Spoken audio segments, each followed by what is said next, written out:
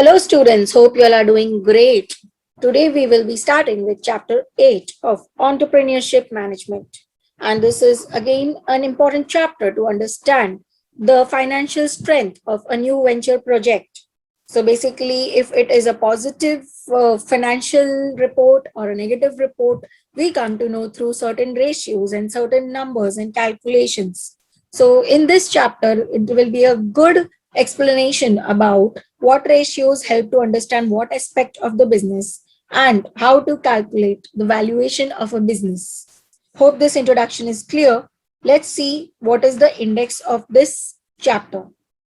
So basically the main topics that we will be covering in the chapter are evaluating financial strength of a startup, financial ratios and financial health, quick ratios and other ratios, profitability and the bottom line, liquidity ratio, other ratios, and inventory ratios, etc. So you can understand this is a very technical and practical subject that we will be learning in this subchapter together. Introduction. At some point, most businesses require an in-depth look at their financial structure. An expansion project, low cash reserves, or a jump in expenses can prompt you to conduct such an exercise. You might also opt to examine your financial structure if you find yourself borrowing more frequently as your sales increase. Or if, for example, a customer wants to place a large order and is asking for longer than normal credit terms. So basically, even if you are getting sales and you end up asking for more and more money from various sources, it means that you need to reassess your financial state of the new business. So basically, your expenses, your break even, your costs, your outstanding liabilities, everything has to be covered in the income you are getting to get the break even quickly. Otherwise, there might be problems coming up soon. In the diagram, we can see some financial ratios, which we will be talking further in this chapter. But just to give you a glimpse of the topics which are related to financial ratios, so that those names register in the mind of students. First is liquidity ratios. Second, working capital ratios. Third, asset usage ratios. Fourth, efficiency ratios. And fifth, profitability ratios. Evaluating financial strength of a startup. When evaluating a stock, investors are always searching for that one golden key measurement that can be obtained by looking at a company's financial statements. But finding a company that ticks off every box is simply not that easy. To accurately evaluate the financial health and long term sustainability of a company, several financial metrics must be considered together. The four main areas of financial health that should be examined are liquidity, solvency, profitability, and operating efficiency. So, students note these are four very important things that we need to know when we are judging the financial strength of a startup. They are liquidity, solvency, profitability, and operating efficiency. However, out of these four, perhaps the best measurement of a company's health is the level of its profitability. That means after deducting all the expenses and costs to the company, and after deducting all the taxes from the revenue, how much profit stays in the company.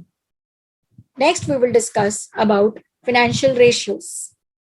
There are a number of financial ratios that can be reviewed to gauge a company's overall financial health and to judge the likelihood that the company will continue as a viable business. Standalone numbers such as total debt or net profit are less meaningful than financial ratios that connect and compare the various numbers of a company's balance sheet or income statement. The general trend of financial ratios, whether they are improving over time, is also an important consideration. So basically, we are talking about there has to be a consistent rise in the financial benefits of a company. So it's not necessary that if you are consistently performing and you are at the same level, then your financial ratios are strong. You need to grow also from one point to another.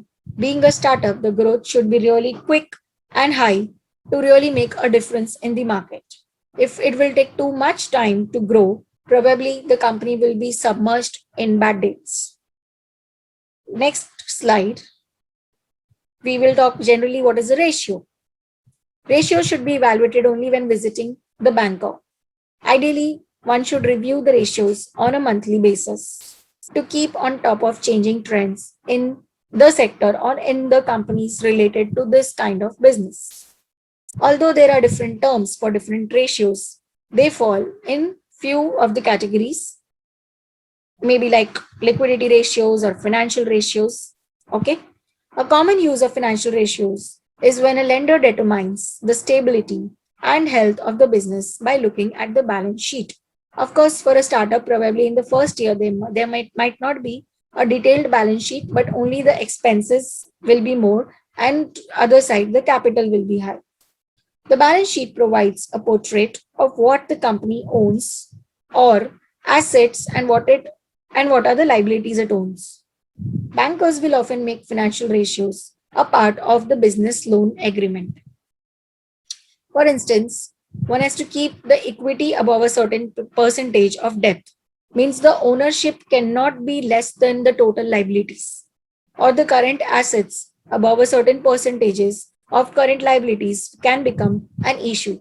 So basically, assets should be probably more than liabilities if possible. Next, we talk about the financial health of a company or a startup.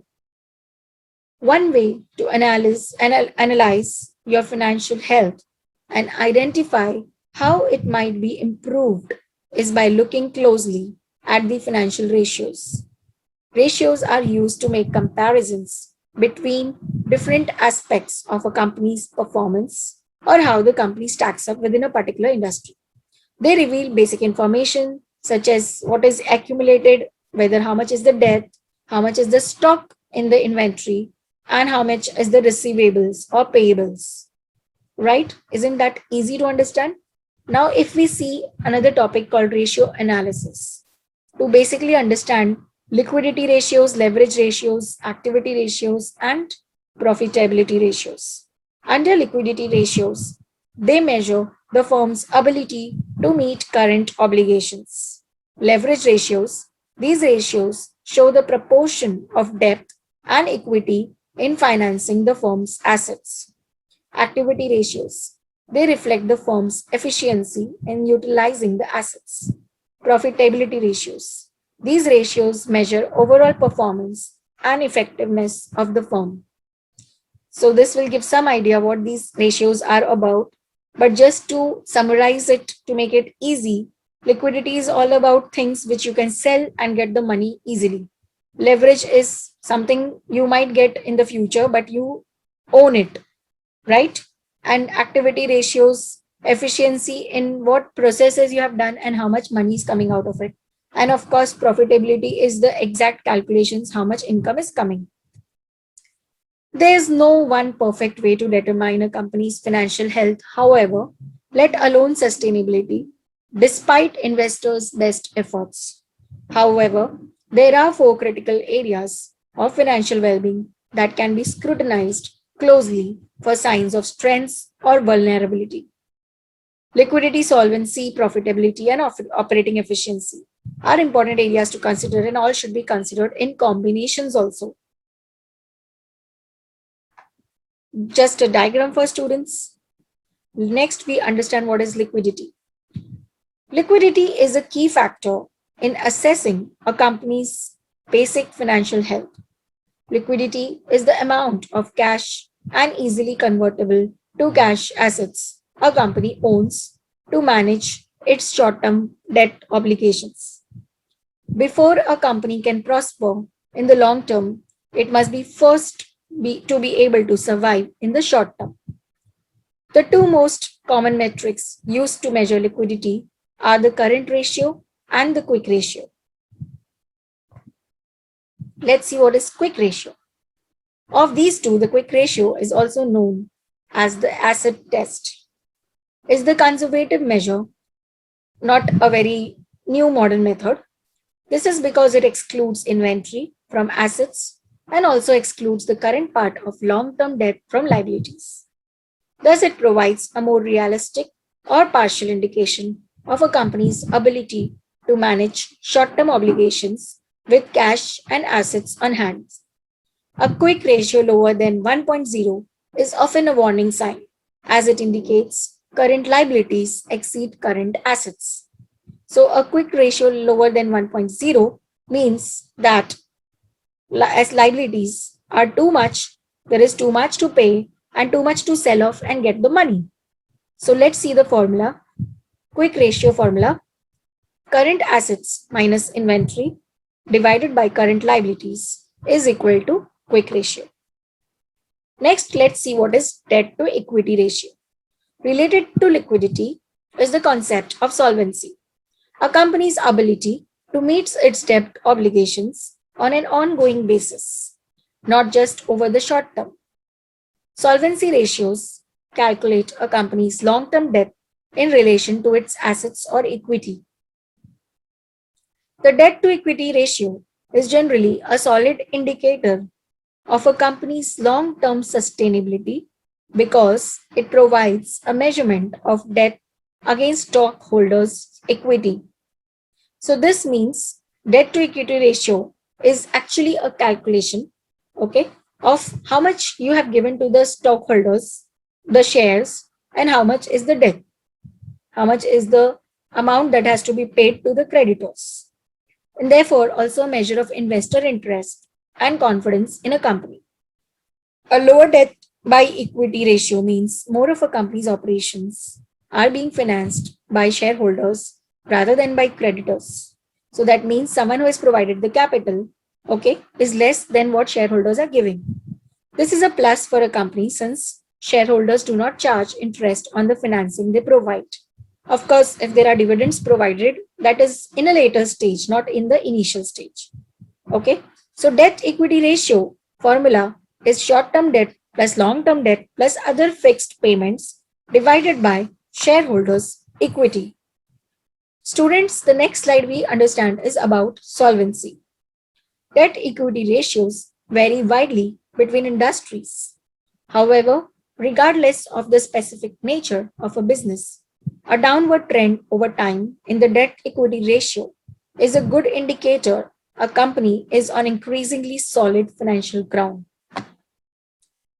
Next, we talk about operating efficiency. A company's operating efficiency is key to its financial success.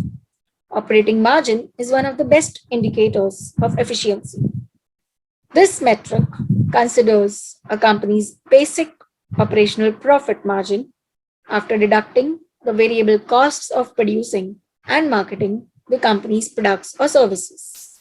Crucially, it indicates how well the company's management is able to control costs. Good management is essential to a company's long term sustainability. Good management can overcome an array of temporary problems, while bad management can lead to the collapse of even the most promising business. So basically, operating is about day to day actions that a company takes, day to day meeting with vendors, paying for various bills, and understanding what is coming in. So, if a good management is there and there is a good culture, then operational efficiency is high. But if there is a problem and conflicts and issues in the company, then even the best of finances cannot save the money, and the money will be lost in operating costs or unexpected, unaccounted upcoming costs. Now, let's understand a bit about profitability. We have heard so much about it. So, why not understand it in details?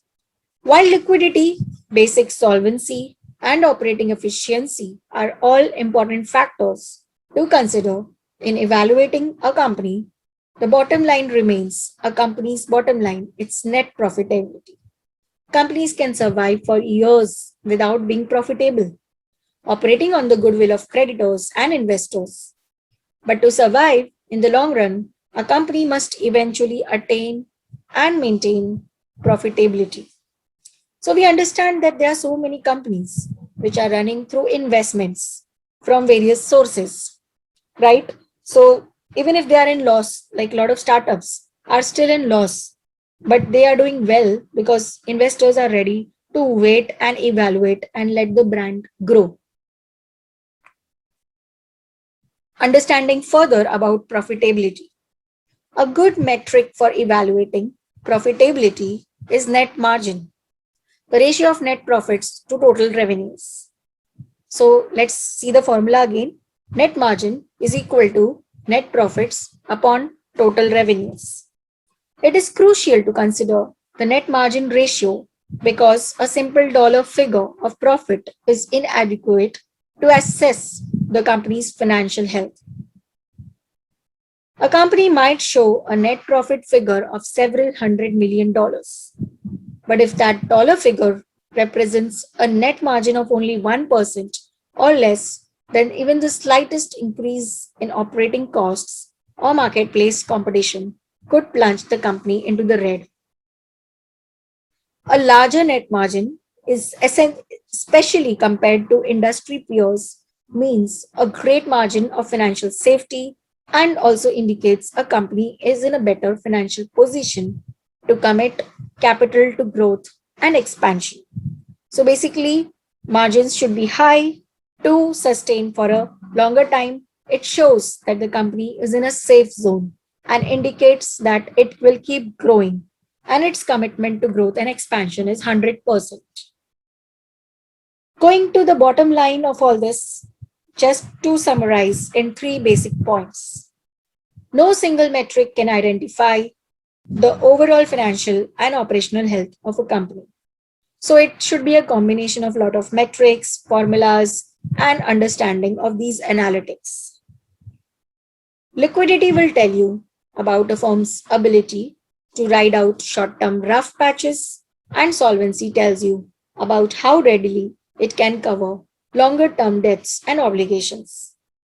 Efficiency and profitability, meanwhile, say something about its ability to convert inputs into cash flows and net income.